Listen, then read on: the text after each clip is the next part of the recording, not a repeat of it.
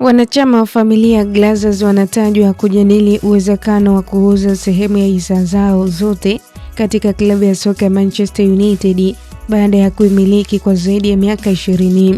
Kwa mujibu wa taarifa ya Bloomberg News iliyochapishwa Jumatano, majadiliano hayo yanaendelea ndani ya familia hiyo tajiri yenye makazi nchini Marekani. Ripoti hiyo inaeleza kuwa baadhi ya wadau wa familia ya Glazer wamekuwa wakichunguza uwezekano wa kuachana na umiliki wao katika klabu hiyo inayoshiriki ligi kuu England. Habari hizo zilichochea ongezeko la thamani ya hisa za Manchester United zilizoorodheshwa katika soko la hisa la New York, ambapo zilipanda kwa 7% baada ya taarifa hiyo kusambaa.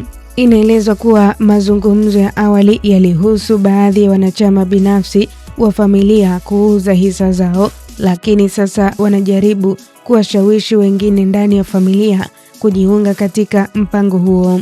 Hata hivyo, Manchester United haikutoa maoni mara moja kuhusu taarifa hizo, huku familia ya Glazer nayo ikishindwa kupatikana kwa ajili ya kutoa ufafanuzi. Taarifa hizi zinakuja ndani ya miaka miwili tangu familia hiyo ilipouza takribani 29% ya hisa zake kwa bilionea Jim Ratcliffe, mwenyekiti wa kampuni ya INEOS. Mkataba huo ulimpa Ratcliffe mamlaka ya kusimamia shughuli za soka za klabu hiyo, huku familia ya Glazer ikiendelea kubaki na umiliki wa hisa nyingi zaidi. Kwa muda mrefu, familia ya Glazer imekuwa ikikosolewa vikali na mashabiki wa Manchester United kwa kuibebesha klabu madeni makubwa, kutumia fedha nyingi katika usajili wa wachezaji na kucheleweshwa kwa uwekezaji katika miundombinu ya klabu. Tangu kuingia kwake, Ratcliffe ameanzisha hatua mbalimbali za kuboresha hali ya klabu,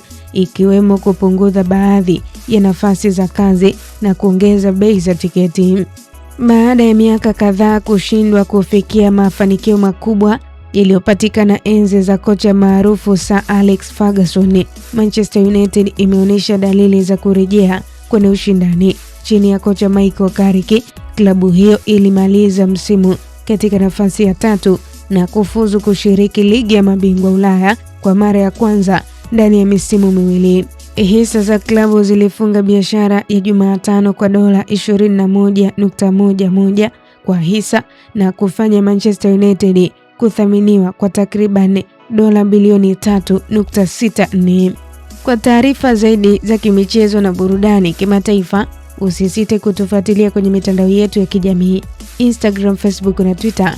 Tufollow kama Kasako Media. Usisahau kusubscribe na ubonyeze alama ya kengele ili wa kwanza kupata taarifa mbalimbali. Mimi naitwa Official Diaga.